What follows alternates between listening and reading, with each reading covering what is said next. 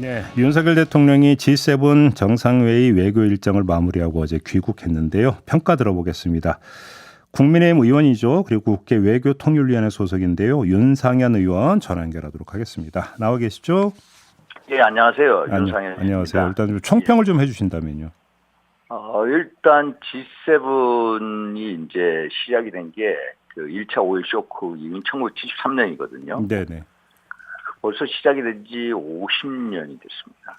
대한민국이 지금 이번에 참석한 게 네 번째거든요. 네네. 2008년 9년 MB 대통령 때 참석했고요. 문재인 대통령 때 한번 참석하셨고, 또 2021년 했고, 그 다음에 이제 올해 네 번째로 했는데, 윤석열 대통령이 이제 성공적인 G7 데뷔전을 했다. 이번에 대통령이 정상회담 한 거 보면은 이제 그 9개 국가하고 양자회담을 했고요. 예. 또 한미일, 또 삼국 정상회의 짧지만 이걸 했고요. 그래서 대한민국이 G7 회원 국가는 아닙니다.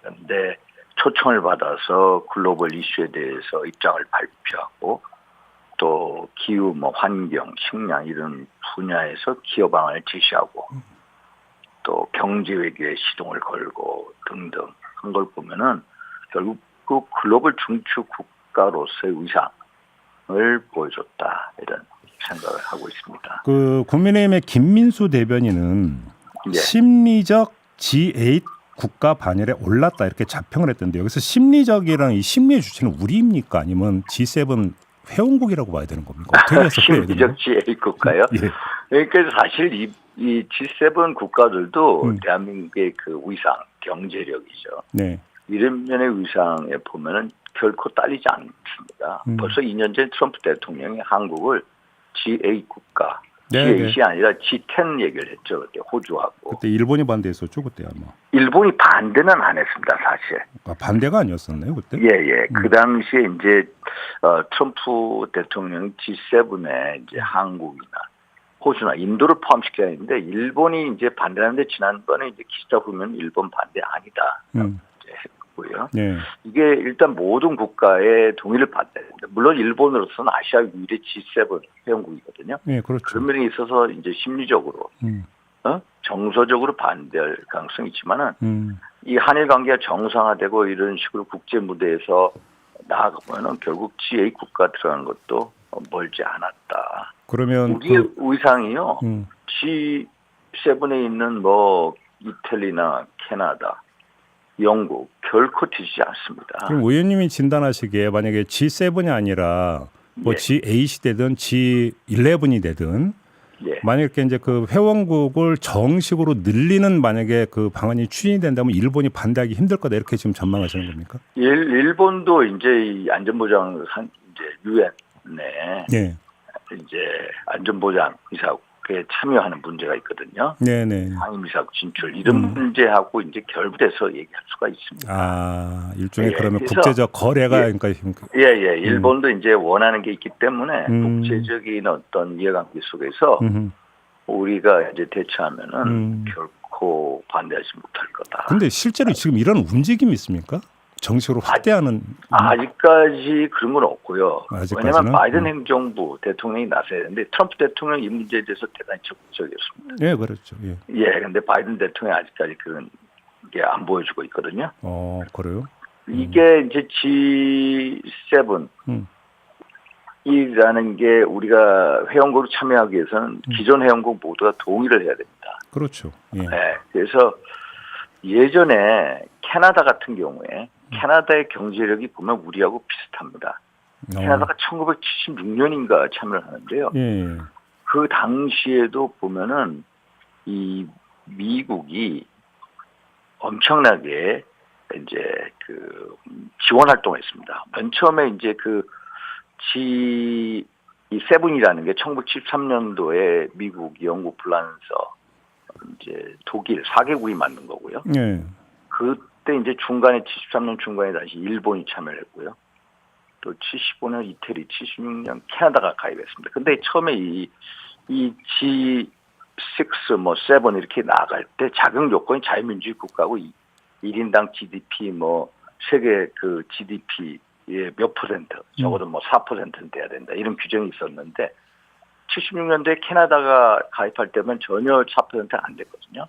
그러면 더 이상한 게 미국이 강력하게 주장을 해서 예. 캐나다가 들어갔습니다. 아니 그러면 미국이 얼마 전에 윤석열 대통령 국빈 초청해서 환대까지 그렇게 했으면 예. 좀 발벗고 나서야 되는데 왜 이렇게 소극적으로? 그러니까 이제 아직까지 예. 이제 차츰 예. 사실 윤석열 대통령이 G7에 처음 나가신 거거든요. 예, 그렇죠. G7에 나간 게 MB 대통령이 2번 갔고 또 문재인 대통령이 한 번 갔고요. 네. 또 2022년도에 한 번 초청했는데 코로나 때문에 안 됐고요. 우리 대통령선 4번째입니다. 윤석열 대통령 입장에서는 처음 가는 거거든요. 네. 이제 그런 분위기가 G8 국가에 한국을 참여시키자 이런 분위기가 이제 올라올 겁니다. 알겠습니다.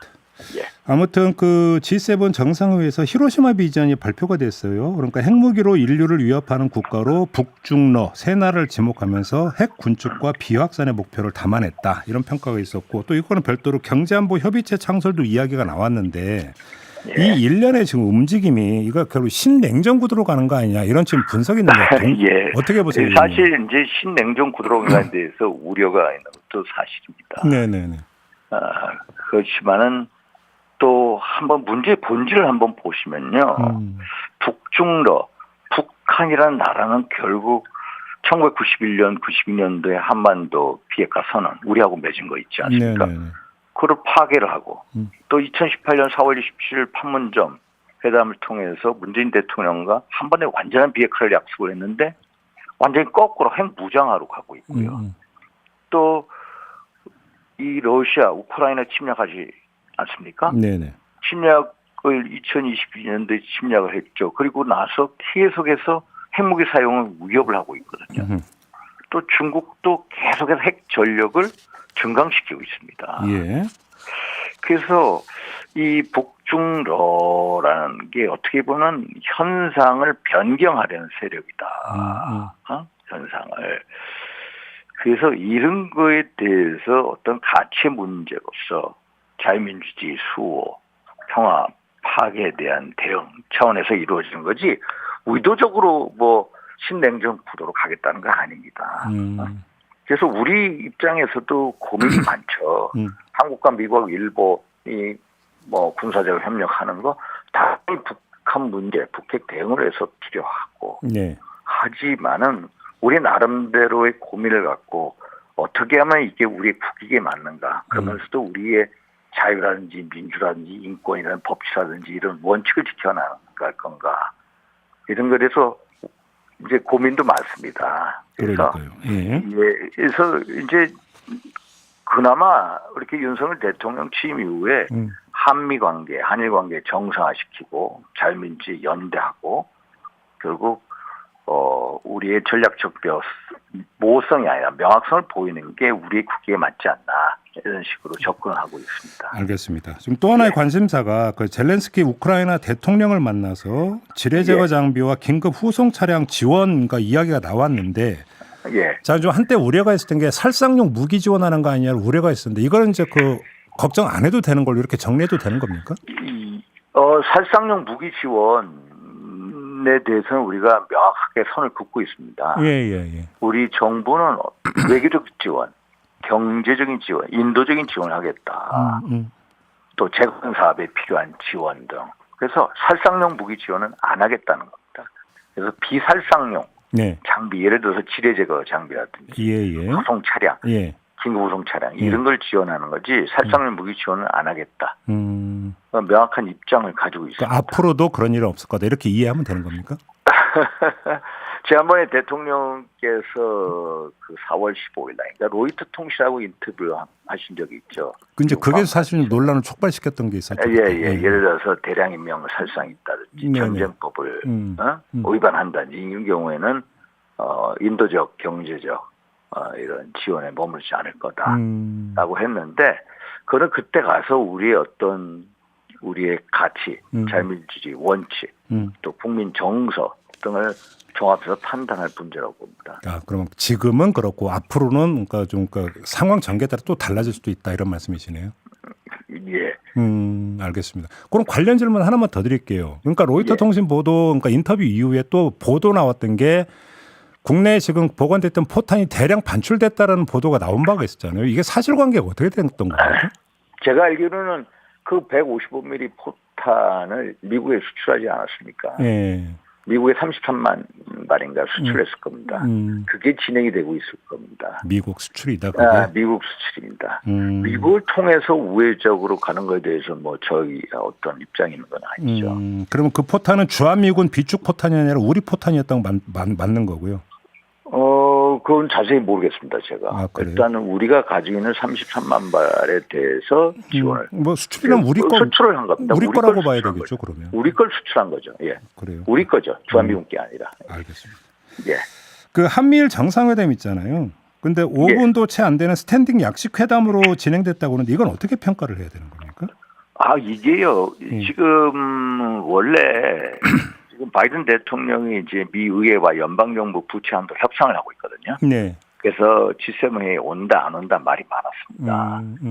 그런데 이제 그리고 이 G7 히로시마 정상회담 이후에 결국 호주를 방문하기로 했거든요. 네. 그런데 이런 걸 다 취소했습니다. 늦게 와가지고. 그래서 결국 호주 방문을 취소하면서 미국, 일본, 호주, 인도 협의체 있죠. 쿼드라는 거, 사자협의체. 네. G7 기간에 한 거예요. 그러니까 사실상 한미일 정상회담을 이제 구체적으로 얘기할 시간이 부족한 거죠. 그래서 이제 짧게 만나죠. 그러나 뭐 실무진에서는 지난 11월 달 푸놈펜에서 한미일 정상회담이지 않았습니까? 예. 그래서 북한 문제와 관련돼서 한미일 간의 정보 공유를 확대하자.